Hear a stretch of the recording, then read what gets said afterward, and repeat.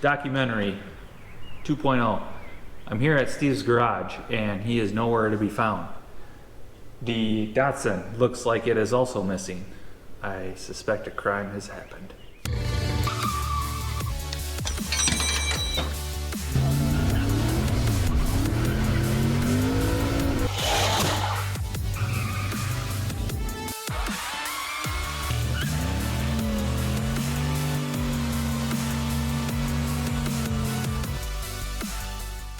All right, viewers, we're back. Full steam ahead right now. So this is the same weekend. We just got the car running a few days ago.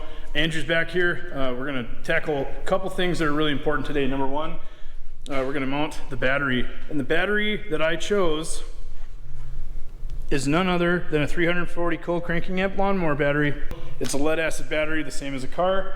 The 340 cranking amps is more than enough for this car. It works just fine. So we're gonna quick whip up a mount, get that in the car, and then we're gonna troubleshoot lighting, and then maybe fix more permanent exhaust. All right, so here's what we're working with. This is a battery. I just have some 1x1 1/8" thick angle iron. It's cheap, readily available, easy to work with. All we're gonna do is make a rectangle around the bottom that this battery can fit down in, and then we'll put that in the front of the car, and on the back side, which should be facing like the fender well, we're just gonna tack weld the angle iron right to the fender, and then in the front, we'll cut 2 legs, however long, to level the thing out, and we'll weld those right into the sheet metal, and voila, we'll have a battery mount. All right, folks, here's what we came up with. This is a simple angle iron bracket. The battery fits right in here. It's made to size, and then we actually welded on this little foot. This is made out of an exhaust hanger to support the front. So on this side, we're gonna tack it to the fender, and then on this side, it's gonna stand on this foot that's gonna be tacked to the sheet metal. There she is. My plan is to go to O'Reilly or somewhere and get a battery hold down strap and use that. So I may have to like drill a hole in this or something, wrap it around, whatever. But that'll be the way that the battery is going to be anchored down. So we are to the point now where we're going to try to clean up the sheet metal in the car there and zap this, or at least tack it in place. And then we'll check, we'll put the hood on and make sure that the battery terminals don't come close to the hood. We'll show you when we're done.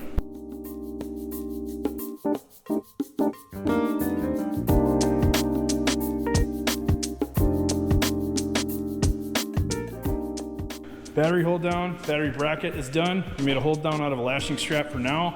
I'm actually going to use a battery hold down strap. I just have to go get one. O'Reilly's didn't have it. Wow, big shock. Next thing we're up to is we're troubleshooting the lights.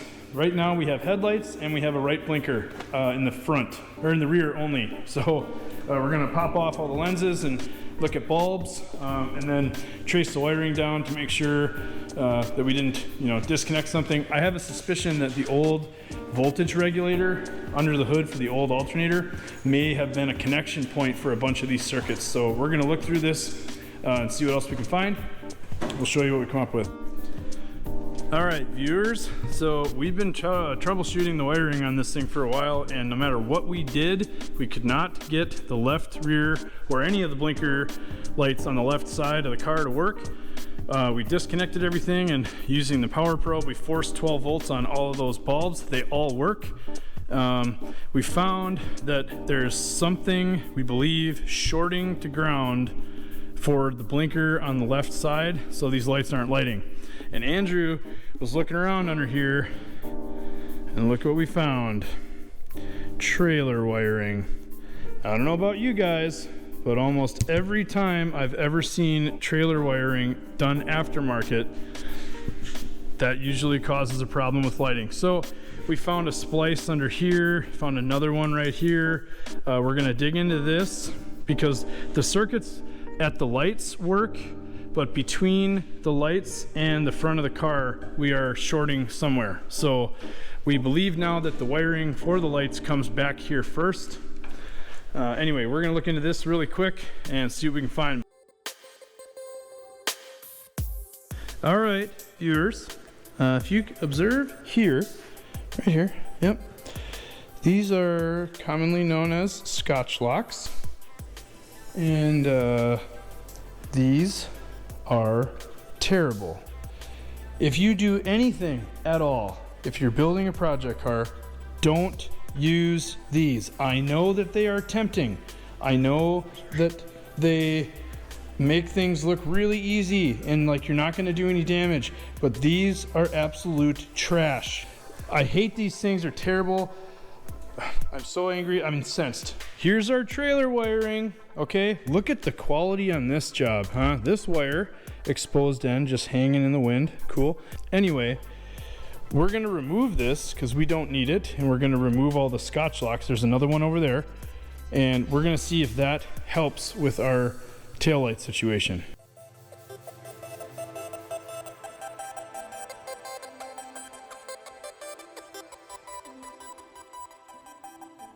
Viewers, we have found, and I should say Andrew has found the problem, and I will briefly put on the screen who the culprit is. Yeah, okay, it's me. So when I mounted my fuel filter, being all cool, there it is.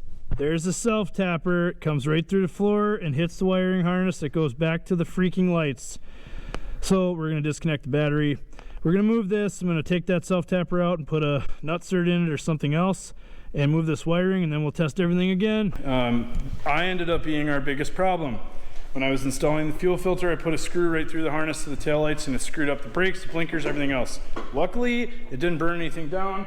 We were able to find it, fixed it, and now we have working brake lights, working taillights, working blinkers, working headlights. We don't have high beams, I don't think, but that's okay. I don't think we need high beams. We also have working windshield wipers. I can't believe it. Freaking 50-some-odd-year-old car works perfectly. We cut off the temporary muffler I put on the car. So we are actually going to try to drive this thing down the block for the first time ever right now.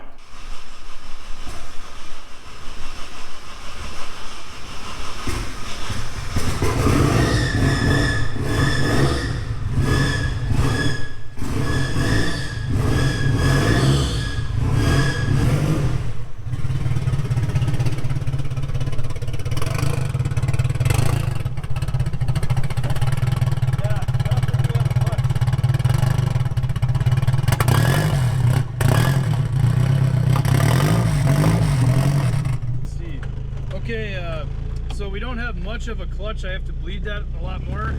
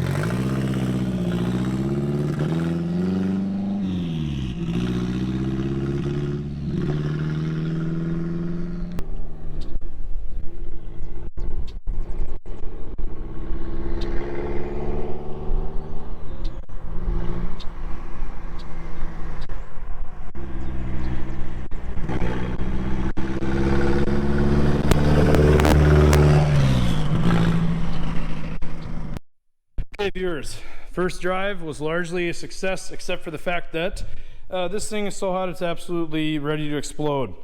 I worked on this. I had it running for like 45 minutes a few days ago. I bled the cooling system, which took a long time, and I think at that time that the thermostat was sticking and didn't open until I tapped on it with a hammer. I tapped on it with a hammer again today, and wouldn't you know it, I think it opened, but there's a bolt missing in the thermostat housing. I don't know if I forgot to put that in there. I'm sure I did. I don't know why, but at this time, the engine got pretty hot. I don't know, probably 220 degrees. We came in and stopped. So I have the overflow hooked up to a jug of water. I'm gonna put a welding glove on and relieve that pressure. If the thermostat is open, we should see coolant circulating or water circulating. If not, then that thermostat is junk, and I will be replacing it. Good day, viewers.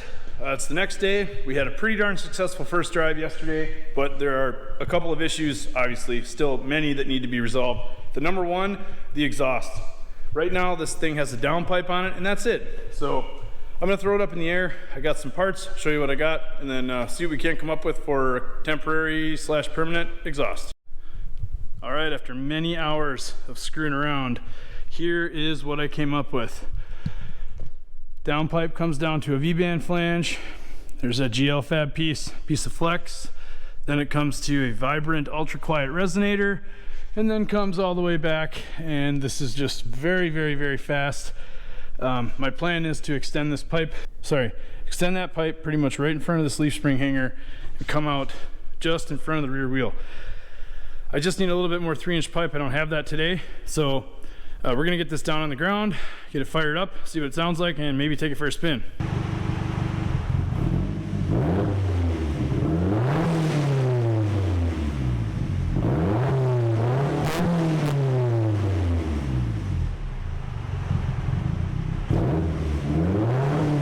All right, it's a few days later, and I have bad news.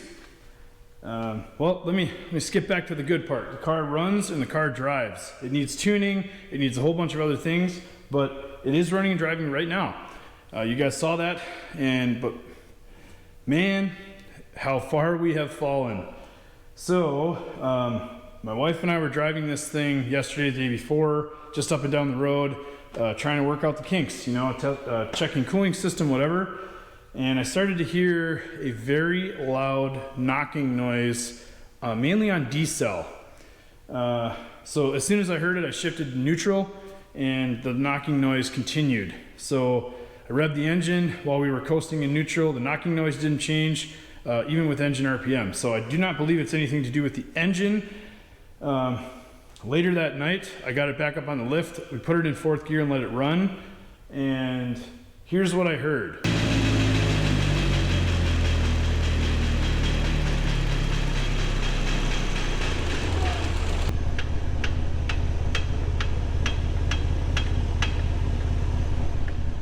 So, wouldn't you know it? I think our little Datsun rear end here is cooked. I don't know that for sure. Datsun rear ends like this, the H190 diff is really hard to find. I put a post out on YouTube to see if anybody had one, or just the center section that maybe they would sell me. I haven't heard anything yet. So at this point, I know I have that Ford 88 over there that's already been shortened. However, there are a whole bunch of issues with that setup, and it won't be quick to change it in. The easiest way to get this car on the road for power tour is to find another H190 Datsun rear end. I'm currently in the process of looking for one. I think I found one maybe 3 hours away. I'm gonna try to pick that up. In the meantime, I do wanna pull the center section of this diff out to see if there's something simple that maybe a limited slip thing came loose or some other piece of stuff is caught in there. I don't know. I'm gonna try that just to confirm that this is in fact junk. If I can't fix this, I don't think this is gonna go on power tour. I don't think it's gonna make it that far. So before I go any further, I'm gonna pull the drive shaft, at least get it unbolted from the rear end and pull the center section out.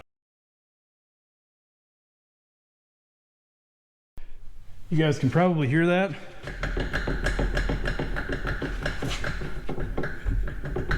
Yeah, there's a good bit of play in the rear end. So bring my oil catch over here, drain it out, and zip all those bolts out. Oil doesn't look too bad.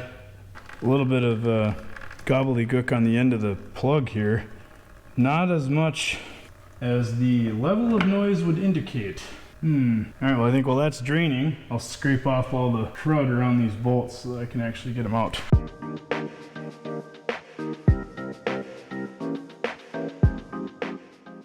Now, I'm gonna pull the wheels off and undo the axles and pull them back just a little bit, and then I can drop the center section out. But those of you, I don't know if you can see from your angle, maybe, maybe not, this is actually an aluminum center section. So these are not known to be strong, but I think this is actually a limited slip unit. It might have come out of like a Roadster maybe.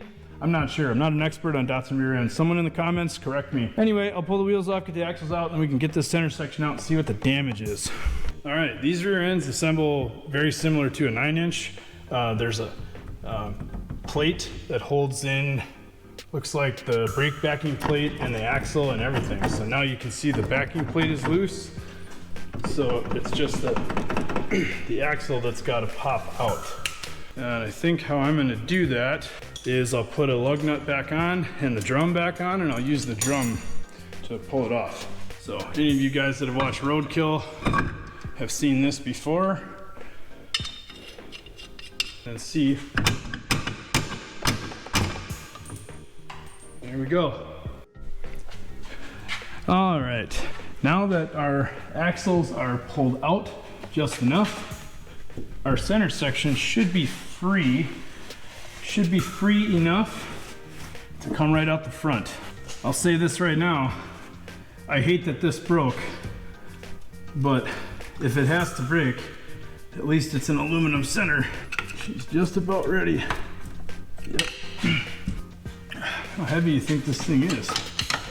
We're about to find out, right? Should be all the way out now. Yeah, we're now at the goodie table, which is, I guess, actually now going to be the bad day table. Ooh, yeah. Okay. I will see if I can show you guys this, but it looks like the pinion gear is a little chewed up. Some broken teeth off of it there. I don't know if you can see.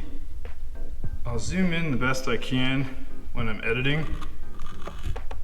But if you look at the leading edge of that pinion gear, it's actually broken.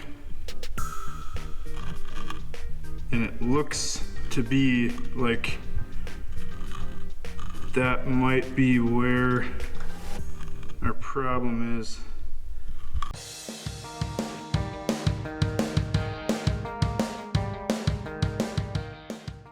I don't know if you can see that from there, but I'll give you a close-up. So number one, the pinion is chewed up. Amazingly, it did not ruin the ring gear. Have a look at these teeth. Yeah, I mean, I've seen way worse in drag cars and stuff, but where the metal here is actually shiny, that to me is indicative that this thing was hitting, was actually running into the ring gear.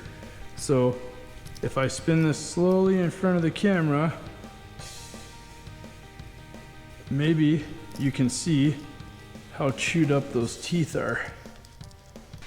All right, I think I found a couple of things that are the smoking gun. Number one, this is an open diff. There is no limited slip action in the middle here. Here's the ring gear right here, and here are the spider gears. What I notice about the spider gears is that they are completely locked up. So, oh yeah, I can see it. Oh man, I wish I could catch that on camera. Okay, look at this. The center pin, oh, found it. Look at this. The center pin, I believe, is broken. Pay attention in here. Maybe if you can see, I can actually pry that center pin over, and if you look very closely down in here, you might be able to see there's a heat mark in there. So this cross pin is broken, which led to the spider gears inside the diff seizing up, not all the time. I think that's what was going on. I thought this thing had a limited slip that was wasted or whatever, because the wheels both turned when I rotated the drive shaft. I don't know if you guys saw that on the video, but that, I believe, is our freaking smoking gun right there. Oh man, my camera's all covered in gear oil. It's gonna stink for years. But here you go. Here it is.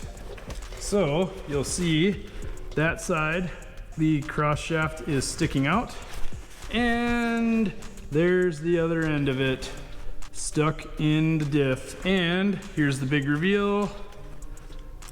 Maybe I can get this behind there, and right there, the cross shaft is broken and turned into a ball, and it's been spinning in there, or you know, the spider gears are trying to spin, they're locked up, so that's why this thing would occasionally crack-a-lack as it was trying to force the spider gears to spin. So now that the cross shaft has moved a little bit, I have just a little bit of play in these, but some of these are locked up tight. I don't believe that you can get parts for these diffs. I think my plan is to go after the used one that I found somewhat locally. I think I'm gonna end the video right there. The rear end is destroyed in this thing. I think I got it that way. I wasn't able to test it until we were able to drive it. We're like 2.5 weeks from Power Tour. I have a line on a rear end. I'm gonna see if I can't pick that up this weekend. Hopefully it's good, at least a good used unit, and we can put it in the car, get this thing back on the road again. So tune in next week. Hopefully I'll have that video done. I don't know exactly when these are gonna upload, but to all my subscribers, thank you so much. To all the people supporting me, all the people that have helped with this car, I appreciate the hell out of that. We will catch you in the next one.